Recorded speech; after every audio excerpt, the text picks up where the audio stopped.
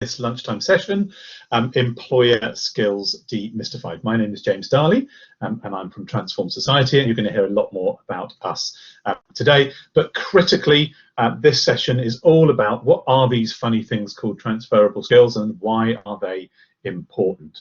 But here's what I'm planning to go through. I'm going to tell you a little bit about the graduate marketplace, because it's really important that you understand the context of the graduate market, so that you then get why it's so important that you start looking into your transferable skills. So, and there's going to be a practical exercise. So Molly is very kindly halfway through going to send you a Word document, and that's going to be something that you fill in during this session, but it's going to be something that you actually keep with you forever, because if you start to reflect on your skills and jot down examples of when you've done it, you're going to start to realize which ones you're pretty good at and which ones do you need to work on before you start to make that graduate application. Do pop questions in the chat. I'm absolutely delighted to kind of be stopped mid-flow. Equally, I will make sure there is some time at the end if you did want to ask me anything. Right, so let's kick off. The graduate market then in 2021. What you're seeing here is if you add together the graduate vacancies of the top 100 firms and what's been happening over the long term. And you can see that pre-COVID, we were in a period of growth, but COVID hit. And we did see the biggest drop since 2009, but it wasn't as bad as the economic recession of 2008-2009. I suppose the bad news, though, is that certainly from what I'm hearing, talking to other heads of graduate recruitment, is that we're not going to be recovering to pre-COVID levels until 2023 at the earliest. And here are the number of kind of graduate program roles in each of the different sectors. Not to influence you anyway or not, it's just to make you aware that, oh, if you wanted to work in consulting, there are 255 kind of official graduate vacancy jobs across those big brand names that you hopefully are all thinking about joining. Public sector, much, much bigger. That's my area, 5,425. All of these slides you're going to have a copy of, so Molly has got them, and we'll make sure that if you want them afterwards, you are more than welcome to have them. That's the micro picture, but the macro picture, I'm afraid, is that there are 400,000 of you coming out of university every single year. And you've just heard me say the top 100 firms are looking for around 21,000. If you're thinking, well, then where do the 400,000 go? Well, roughly 70,000 every year head towards doctors, nurses, teachers and vets. 30 to 35,000 head towards graduate programs, of which the top 100 represent 21,000. But it's that third bullet that was absolutely decimated by COVID, because a quarter were heading towards small, medium and large employers, local and national. And as we know, businesses closed during COVID. They're starting to open up now, so we're starting to see growth again. But that's certainly the area that has caused the most problems in the past, and we need to keep an eye on in terms of those smaller organisations and local organisations who used to recruit pretty healthy numbers of graduates. But not every graduate heads to the graduate market and to graduate jobs. Here what you're seeing is 20% of final year students across the UK. And what are their plans right now? Well, certainly there's been a massive increase in those wanting to do a postgrad. So that's gone up from 27%, as you can see here, to nearly a third. And there's been actually a big decrease in those expecting to start a job as soon as they leave university. It was at 28%, now we're down to 22%. But as you can see here, and it's interesting for me to have a look and just see kind of where everyone fits. Some don't have plans. Some plan to take a bit of time off to go travelling. I'm not quite sure whether we're travelling probably around Scotland or somewhere, because we're not going to be going abroad for a while. But you can see here some expecting to look for a job, some setting up their own business, and so on, so on.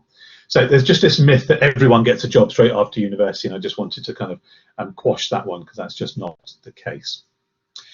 Here is the top 100, and it's a great place just to have a little look at the different opportunities that are available. And there are lots of brands in here that you probably won't have heard of, and there's a digital version of this book that you can just have a look at online. It's a great way just to start to introduce yourself to the top 100 firms. But certainly do beware, applications went bonkers this year. You can see here civil service 65,000, PwC 100,000. It really did go, it exploded compared to kind of normal years. The latest data then from the Institute of Student Employers, they have about 700 or 800 members, all kind of small, big, large employers all around the country. Their survey from a couple of months ago, you can see here that next year nearly half saying that they're going to recruit the same number of graduates, 36% recruiting more, so it's very positive. and you can see that here in the top right, that the red bar of shrinking has gone from nearly 50% to a much smaller 16-17%, whereas those staying the same and growing has obviously got bigger. And if you then break that down by the sectors, again, you can start to see with the green bars of growing and yellow bars of staying the same, that most sectors are looking a lot more positive than they did last year. So their headlines was that we're either most big employers and most graduate employers are going to be staying the same or increasing. We do think, though, that there's probably going to be a blended approach to graduate recruitment next year again. So don't expect a kind of flood of kind of activity and face-to-face interviews. It's likely that it's going to be a blended approach if it's allowed to be. But as you can see here, most employers say they are pretty confident. They think the worst is over. They do, though, however, worry about young people and that the worst of the economic crisis is over, not yet. So that's the state of the market. Transform Society, the alliance that I represent. Who are we? We are just in a collection of social change programs. The positive news is that we do recruit around 3,000 graduates every year. And here are the 5 programs, the 5 brands that hopefully you've heard of some of them, if not all of them. Teach First, where I was for 15 years, heading up their graduate recruitment, recruiting over 10,000 grads for them.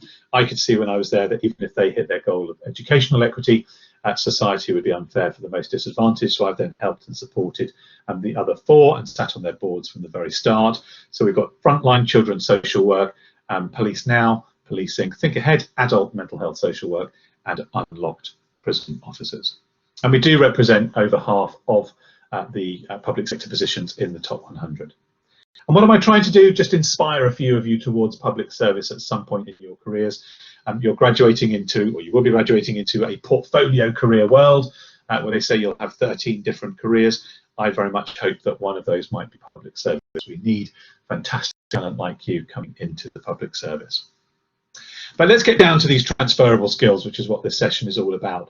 To get the job that you want in the future, you're going to have to go through a selection process. If you've never done it before, it's usually split into screening and assessing. Another depressing stat, I'm afraid, 98% of graduate applications are rejected. Yes, you heard me, 98% are rejected. And that's usually through this screening, I'm afraid. It's got a lot more sophisticated. You saw those numbers, 65,000 with the civil service, 100,000 with PwC.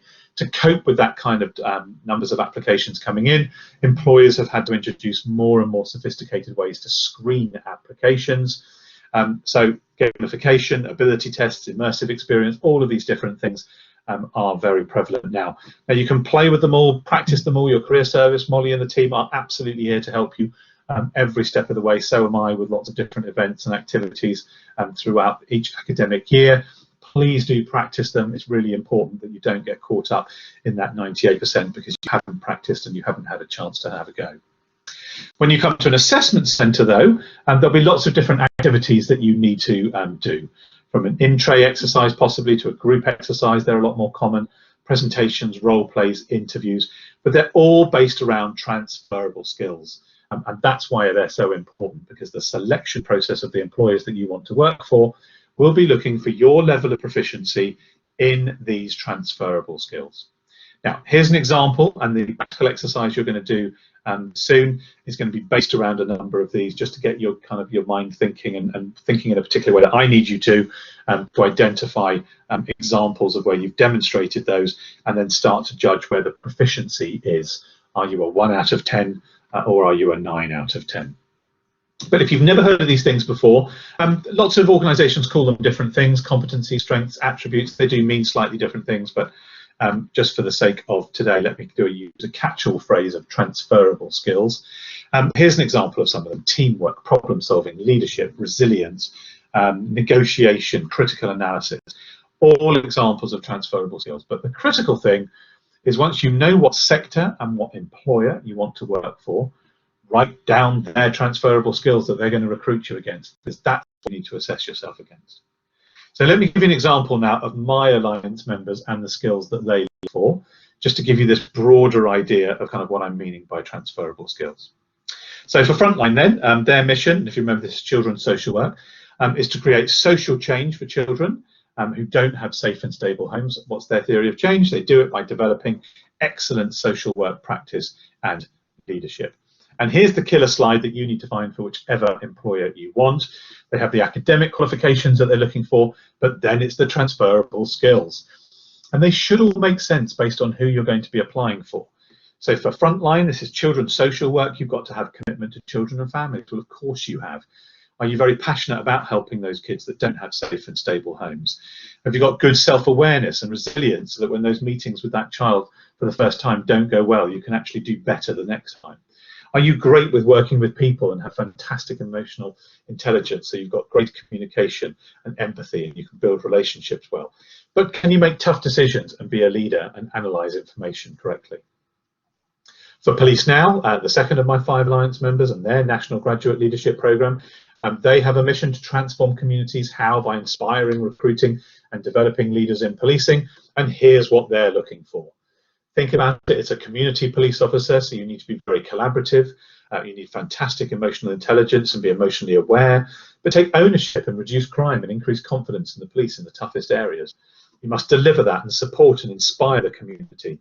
But policing needs to be evidence-based, so you need to analyse critically and be very open-minded and innovative, all wrapped around their values of transparency, impartiality, integrity, and passion for public service. For Teach First, obviously about reducing the educational inequity gap that we sadly have in this country, here are the competencies, the transferable skills that they recruit against. So do you understand what's happening with educational inequity and want to be part of the movement that's changing it? Have you got fantastic HRE, humility, respect and empathy, so that you can work well with those children? Are you resilient, so that when a wasp flies in the room mid-lesson, you can bounce back? Can you solve a problem, kill the wasp and shut the window? Can you self-evaluate, never open the window again in a lesson? But be great at interacting and have good planning and organising skills. For Think Ahead, this is adult mental health social work. They have a vision where they want to see a society where everyone with mental health problems can flourish. Their mission is all about leadership again and applying the skills and ethics of social work to empower those that are having difficulties. What they look for, again, think it's adult mental health social work. Can you adapt based on the situation you're placed in? Can you be a leader for those that service users? Are you passionate about helping those with mental health difficulties? Can you build relationships quickly and communicate well, but solve really complex problems and be quite self-aware? For the 5th of my Alliance members then, for Unlocked Graduates, their mission is to break cycles of reoffending. How do they do it? See, they're all quite similar, my 5 Alliance members, by developing outstanding individuals to lead rehabilitation in prison and throughout society. Here's what they look for: a real sense of possibility, motivation to help those rehabilitate, make good decisions, be a leader, build fantastic relationships, but be quite resilient and also self-aware. Now, for the astute ones amongst you, you'll notice there was quite a lot of similarities across those, and here they are. So just before the practical exercise, so I'm giving Molly a kind of quick nod here that my next slide is coming to the practical exercise. If you look and you were listening, they are quite similar. There's something about passion and motivation for public service. There's something about self-awareness and being able to evaluate what your performance is like. There's something about resilience and taking ownership, being great at communicating and collaborating. Emotional intelligence with building relationships and having humility, respect and empathy. Solving problems, being a leader and being very organised. But now there's going to be a practical exercise, and Molly is very kindly sending this to you right now. There's a Word document being sent to you. I'm going to get you to do 4 different things. And we're going to do this for about half an hour, maybe just less, because I want to make sure I finish off and give you some time to ask me some questions as well. The first is going to be asking you to reflect on some of these key transferable skills. So in the document, it's split into 3. So say, let's take leadership as an example. Where have you shown leadership within your course at university? Where have you shown it within a work context? And where have you shown it extracurricular? So that could be volunteering, could be a hobby, something that's not work and not your coursework. Then you're going to rank yourself between 1 and 10, where 1 is you're dreadful at leadership, 10 is you couldn't be better. Hopefully none of you will put a 10, that tells me something quite negative. Hopefully you'll be kind of 4, 5, 6, 7, something around there. Then I want you to, we're going to try, actually going to try here before the, we're going to try the link. So if all of you can now just quickly, if you've seen in the chat, there's a link being sent to you. We're just going to see if that works on a Google Drive just before we do that. So once you've ranked yourself, then I want you to quickly talk about and jot down for your own benefit, what sector and what companies are you interested in? It could be public sector, may not, and that's absolutely fine. And then the fourth is ideas that you've got to build the skills in the areas that need developing. So when you've done the 7 and you've ranked yourself, if there are 2 or 3 of them where you think, I'm not strong enough at leadership, I'm not strong at resilience, I'm not strong enough at effective communication, whatever it may be, then you need to, those are the ones you need to focus